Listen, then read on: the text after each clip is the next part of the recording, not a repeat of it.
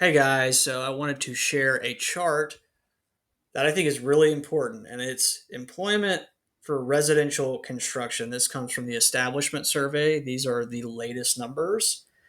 And you might be looking at this thinking, well, it says May. We just got the jobs report for June. You're not telling us the truth. And I would say, yes, I am, because if you pull this whole thing, all of the cuts of this data monthly, the further you get out into the weeds, it lags by 1 month. And I would also say, and this is very important, that you are not going to find a lot of this information in Fred, especially these cuts of the specialty trade contractors, which I've broken out.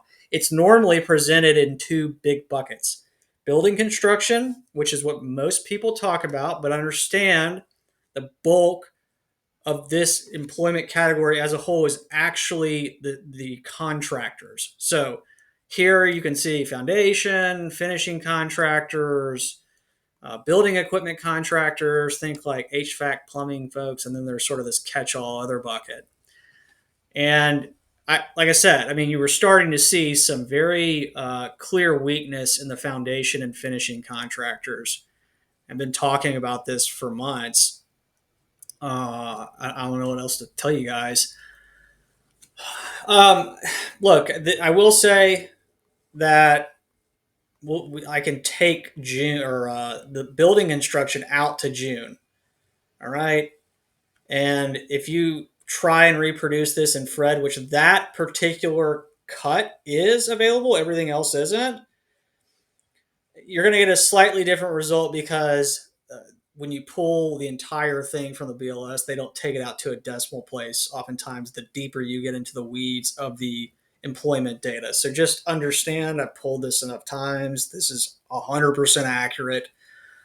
But okay, I know people will say a couple of things. Well, we can't really trust these monthly sampled estimates. The whole thing is made up. And I would just say, I mean, come on.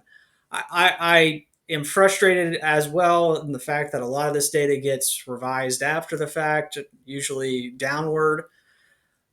But what are you going to do? What else are you going to do? I mean, I look at the household survey as well, and that adds even more color. And I would even argue skepticism to the fact that, hey, maybe these numbers are likely overstated. And that's what you will see, because I also pull the lagged, non sampled version of this data.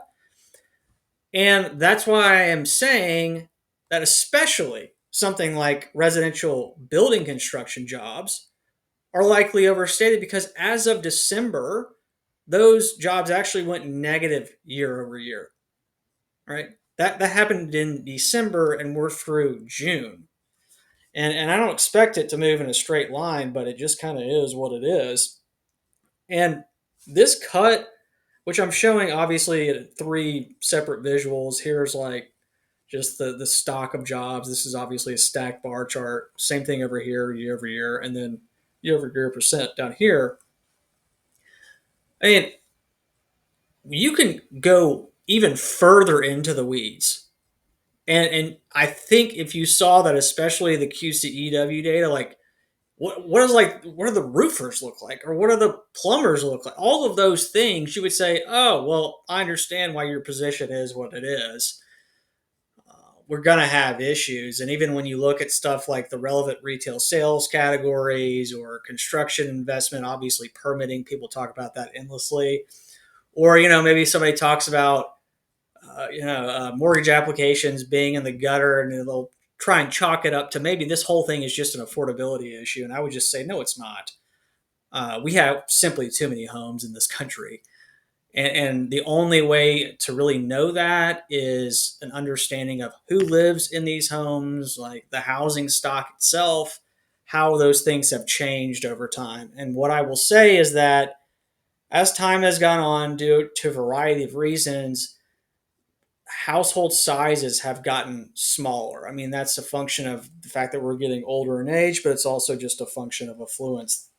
That we are a growing non-family household country these days. But people for even big talking heads were saying, "Hey, well, incomes can catch up like they did in the '70s and '80s."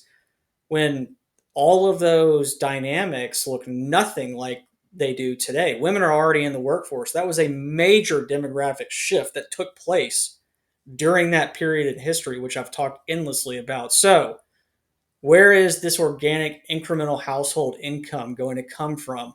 You can observe dual income households all the way down to county way back in time. I even showed it for Davidson County all the way back to 1970. So this whole thing is on life support, and the size of households can only get so small in the face of peak unaffordability, because what you're describing in a scenario like that is there's fewer potential incomes per home.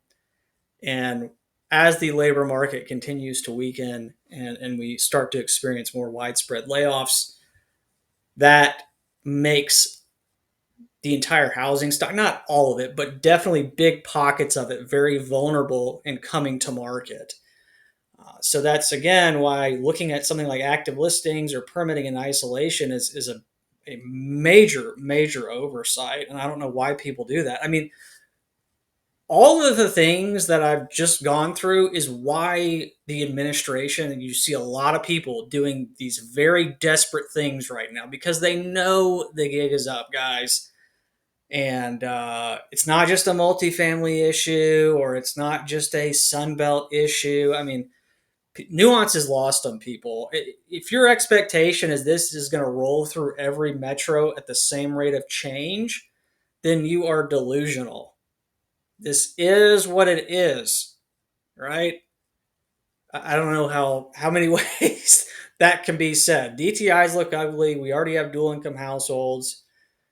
We're not going to stop entirely building, but that would just be completely unrealistic. You're going to have to replace homes over time, but we currently have too many homes in the aggregate, and that's going to sort itself out in time. So, anyway, guys, that's all I got. Have a good one.